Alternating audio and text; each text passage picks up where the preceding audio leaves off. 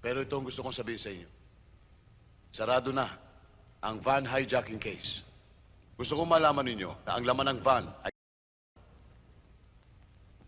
Pero hindi ko gustong dito masentro ang punto ng ibabalita ko sa inyo. At lalong hindi na magkakuntsaba ang mga militar at ang mga sindikato sa pagpapalaganap ng na ito. Nais ko po yung balita sa inyo. Ang pagpanaw ng isang bayani at ng isang kaibigan, si Colonel Gadyo. Ang hindi ko lang maintindihan ay kung bakit sa kamay ko pa. Kaya nakikiusap ako sa inyo na huwag naman natin masyadong idiin ang kanyang pangalan. Dahil kahit paano, siya'y bayani rin. Pinag-uusapan nga pala natin ng mga bayani.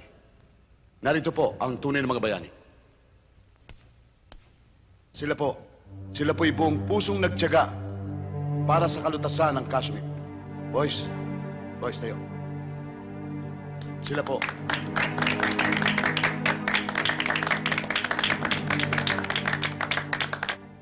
Bakit naman ganun, sir? Ginawa niyo kami. Pinagluto niyo kami tapos sabi niyo pinakain. Alam mo, Perez, hindi niyo pwedeng pangunahan ang desisyon ko eh. Kung may mangyari sa iyo, sa inyo, di dadamdamin ko rin.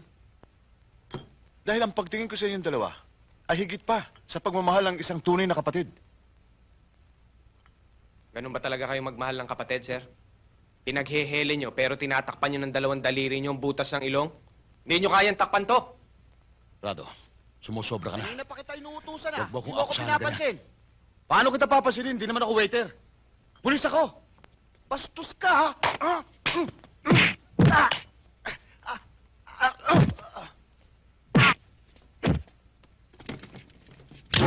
Tama na yan! Rado! Parang tinutukan mo na rin ang serbisyo mo. Makakalis ka na. Good! Baril ko. Tsapa ko. Jet! Yan, tignan niyo. Yan, sir. Ganyan kawalan nga yung partner ko. Palibasa, kapos sa pinag-aralan. Biro niyo, pinagpalit yung trabaho. Sinuli yung baril. Sinuli yung tsapa. Sir, pakipantay lang, ha? Sir! Excuse me, ha? Sa inyo na yan, sir. Resign na rin ako. Oh, bakit hindi kayo kumakain? Ako kumakain. Chocolate yung kinakain mo eh. Kayo rin naman tay, hindi makakain eh. Oo nga eh. Wala kasi tayong ulam eh. Hindi bale. Nakalimutan ko kasi mamili eh. Mamaya mamimili ko. Pagluluto ako kayo ng masarap na ulam. O, happy na kayo? Opo, itay.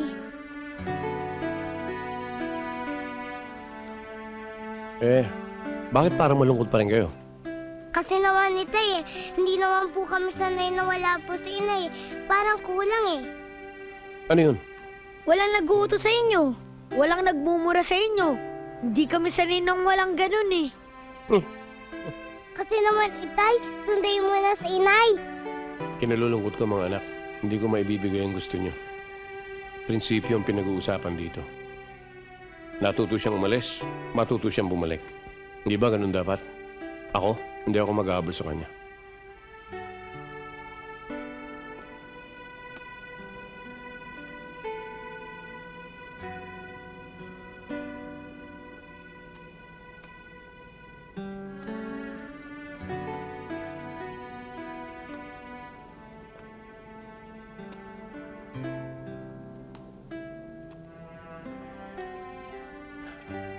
Patawarin mo ako, mahal ko.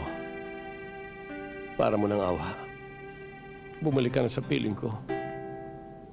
Bumalik ka na sa piling ng mga supling natin. Mahal na mahal pa rin kita. Para mo ng awa. Bumalik ka na sa pugad ng ating pagmamahalan. Mukhang pugad. Oh, Andy, hindi ko akalaing may pagtingin ka pala sa akin kahit papaano. Hindi, Eloy. Kaya pala mo'y suka yung kausap ko.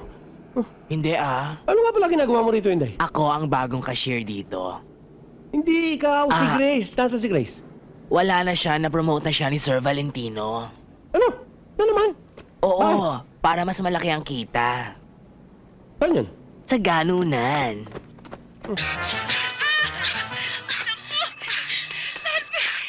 Hoy! Son! Bakit? Sabi! Uy! Walang iya! Maghintay ka! Sandali! Ipagpingin mo lang kayo ha! Naku! Ay! Walang iya ka! Ay! Naku, tuloy! Tuloy! Kaya pala tatayo-tayo ka dyan. Yabangan mo ang aking apo. Tama na! Kailangan pakasalan mo ang aking apo. Okay lang sa akin yan, Lolo. Kaya lang wala naman kaming ginagawang masama. Anong wala? Naku, Lo! Lo, sandali lang! Hindi nyo naintindihan ang buong pangyayari! Ano kala mo sa akin, bulat? Siguro, kundi ako dumating, nirimatsi ka na niya, Eisner. Teka, teka, baka naman talaga meron nangyari. Oo. Ano nangyari? Lola, muntik na nga ho kami hindi makauwi ng buhay eh! Ano ko? Lo! Meron kami nakita! Pinatay, pinaril sa harapan namin! At saka ho, kitang-kita rin ho kami pumatay! Ano? Lolo, kinakailangan i-report natin sa pulis to. Eyewitness pala itong dalawang ito eh. Oo nga, tuloy! Kailangan Tumawag tayo ng gumawa ka pulis. ng paraan! Tumawag tayo ng pulis, dali! Sige! Naku, may dumarating Ano?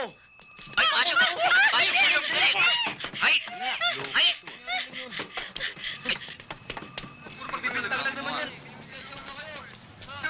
Magandang umaga po. Pwede ho bang mag-report ng tungkol sa nangyaring patayan kagabi? Patayan? Oo. Saan? Doon sa kalye, Bangkero. Ano po ba sa kanto ng Evangelista? Oo. Sasamahan ko kayo. Boss, wala akong nalalaman sinasabi siya ka rin. Boss, bawa kayo, boss! Ano ba? Kilalanin niyo mabuti ang bawat litrato. Kulot ho buhok nun eh. May bigote ho. At saka ho mukhang disente. Ang katawan, ang taas. Malaki ang katawan. Tsaka, mga kasintaas mo, kung mataas man eh, konti lang. Sir, na-identify na ang background ng victim. Negosyante, bayad siya ng dollar. Posibleng double cross ang pagpatay sa kanya. Tungkol naman ho sa identity ng napatay, wala pa ho ko impormasyon. Meron na. Silang dalawa. Nakita raw nila kagabi. Ate, wala dito. Wala ho dito eh. Sir, paano yan? Eh, wala naman ho sa mga retratong ito eh. Malamang wala pang police record yan. Alam ko na. Siguro first offender ho yan. Hindi ba tinyente? Posible. Nakita ba niyo talaga kagabi? Oo. Malapitan ba? Oo. At kung magkakarap ho kami, Jack, makikilala ko siya. Kayo man, makikilala nun. Kaya mag-iingat kayong magkapatid.